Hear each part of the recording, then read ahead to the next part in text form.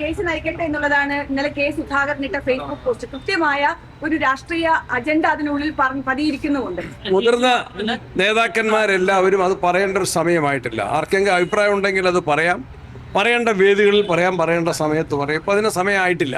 പക്ഷേ ഇത് ഒരാളല്ല, കേസിന്റെ ഭാഗത്ത് നിന്നുണ്ടാകുന്നു. അതോടൊപ്പം തന്നെ ഞാൻ പറഞ്ഞത് ആരുടെ ഭാഗത്തു നിന്നാണെങ്കിലും അത് ഇപ്പോൾ അസമയത്താണ്. കാരണം 4-ാം തീയതിയിലെ ഫലം വരട്ടെ.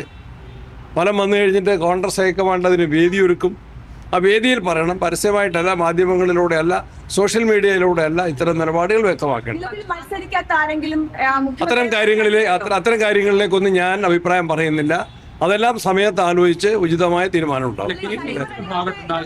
അതായത് രണ്ടാം നേതാക്കളോ അല്ലെങ്കിൽ പുതിയ തലമുറയുടെ നേതാക്കളോ ഒന്നുമല്ല, മുതിർന്ന നേതാക്കൾ തന്നെ ഇത്തരത്തിൽ പരസ്യമായി ഒരാളെ പിന്തുണച്ചുകൊണ്ട് അതും ഞാൻ പറഞ്ഞല്ലോ, ഞാൻ ആരാണെങ്കിലും പറയേണ്ട സമയത്തും പറയേണ്ട രീതിയിലുമാണ് പറയുന്നത് ഉചിതം. അതാണ് എൻ്റെ അഭിപ്രായം. അത് കൃത്യമായി ശരിയല്ല. അതല്ല നമ്മളിപ്പോൾ പറയേണ്ടത്. ജനങ്ങളുടെ മുൻപിൽ കോൺഗ്രസ് വളരെ യോജിച്ച ഒരു നിലപാടാണ് സ്വീകരിക്കേണ്ടത്. ഉൾപാർട്ടി ജനാധിപത്യമുള്ളൊരു പാർട്ടിയാണ് കോൺഗ്രസ് പാർട്ടി. അതിനവസരം കിട്ടും. മുതിർന്ന നേതാക്കന്മാർക്കെല്ലാം അതിന് അവസരം കിട്ടും. ആ അവസരം ഫലപ്രദമായിട്ട് വിനിയോഗിക്കണം.